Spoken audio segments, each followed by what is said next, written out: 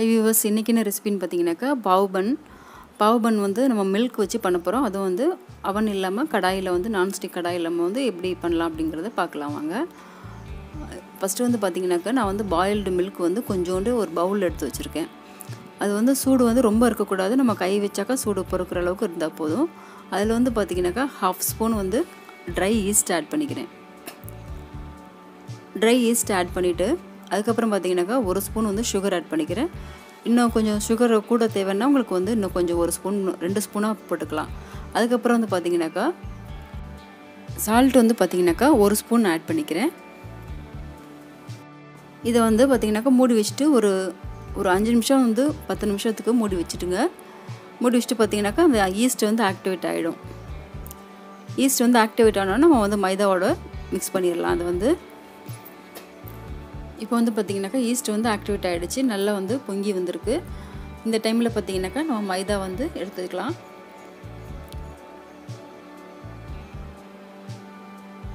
மைதா வந்து நான் 2 பவுல் அளவில் நான் வந்து ஆட் பண்ணிக்கிறேன். 2 பவுல் வந்து 2 கப்பு மைதா ஆட் பண்ணிக்கிறேன்.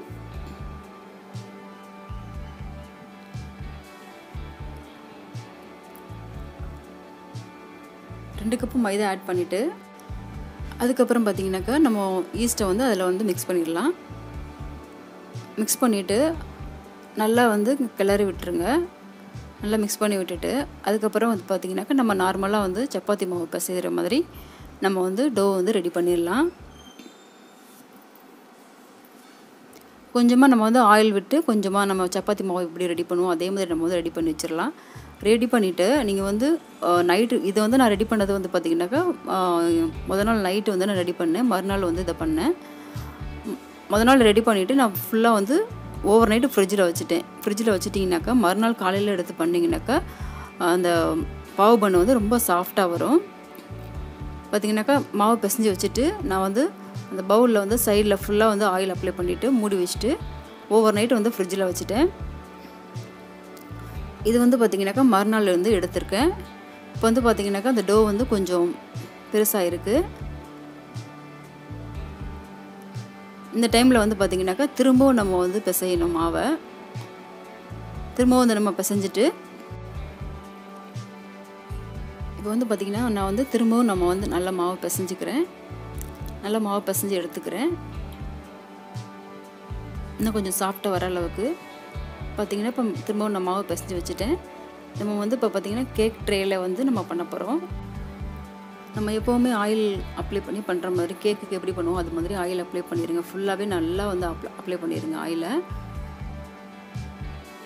எங்கேயுமே நம்ம வந்து ரெடி ஆகும்போது எங்கேயுமே ஒட்டாமல் வரணும். இப்போ பார்த்திங்கனாக்கா நான் அந்த மாதிரி சின்ன சின்ன பால் மாதிரி உருட்டி நான் வந்து வச்சுருக்கேன். வச்சுட்டு ஒரு 15 நிமிஷம் நீங்கள் வந்து மூடி வச்சுருங்க. திரும்பவுமே வெளியில் வச்சுருங்க, ஃப்ரிட்ஜில் வைக்கணும்னு அவசியம் இல்லை, வெளியில் வச்சுருங்க. இப்போ வந்து பார்த்திங்கனாக்கா ஒரு 15 நிமிஷம் மூடி வச்சுருக்கேன். நல்லா டோ வந்து பார்த்திங்கனாக்கா இன்னும் கொஞ்சம் நல்லா உப்பி வந்திருக்கு. இந்த டைமில் வந்து பார்த்திங்கனாக்கா நான் வந்து மேலே வந்து கொஞ்சோண்டு ஆயில் விட்டுக்கிறேன். ஏன்னு பார்த்திங்கனாக்கா மேலே அப்போ தான் உங்களுக்கு வந்து கொஞ்சம் ஷைனிங் வரும், நம்ம பேக்கரியில் வாங்குகிற மாதிரி.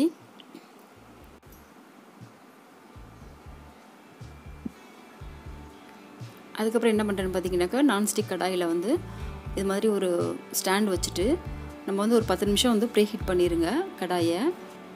அடுத்தது வந்து பார்த்திங்கனாக்கா நான் வந்து இந்த ட்ரே வந்து உள்ளே எடுத்து வச்சுட்டேன். உள்ளே எடுத்து வச்சுட்டு மூடி வச்சுட்டு இது வந்து குக் பண்ணும்போது சிம்லே வச்சு குக் பண்ணுங்கள். அப்போ தான் உங்களுக்கு வந்து உள்ளே வந்து நல்லா வந்து குக் ஆகும். இல்லைன்னா வந்து உங்களுக்கு வந்து கரிஞ்சு போயிடும் அப்படியே. இப்போ வந்து பார்த்திங்கன்னா ரெடி ஆகிடுச்சு. நான் வந்து சிம்லே வச்சு ஒரு 1 ஹவர் வந்து வச்சுருந்தேன். இப்போ வந்து பார்த்திங்கன்னா ரொம்ப சாஃப்டாக வந்துருந்துச்சு, ரொம்ப நல்லா இருந்துச்சு. நம்ம வந்து பாவ் பன் வந்து நம்ம வீட்டிலே வந்து ரெடி பண்ணிடலாம் பேக்கரியில் வாங்குறதுக்கு பதிலாக. இப்போ வந்து பார்த்திங்கன்னா நான் வந்து வெளியில் வந்து எடுத்து வச்சிடுறேன். இது வந்து நீங்கள் கட் பண்ணும்போது நல்லா ஆறுனதுக்கப்புறம் கட் பண்ணால் போதும். அப்போ தான் உங்களுக்கு வந்து நல்லா வரும், அது எடுக்கிறதுக்கும் நல்லா வரும் உங்களுக்கு.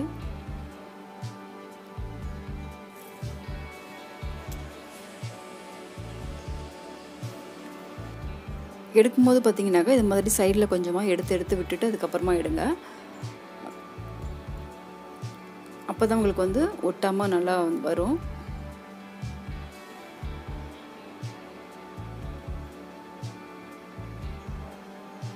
இப்போ வந்து பார்த்திங்கனாக்கா ரொம்ப நல்லா வந்திருக்கு. அடியிலலாம் வந்து ஒட்டவே இல்லை, அப்படியே நல்லா வந்துருந்துச்சு.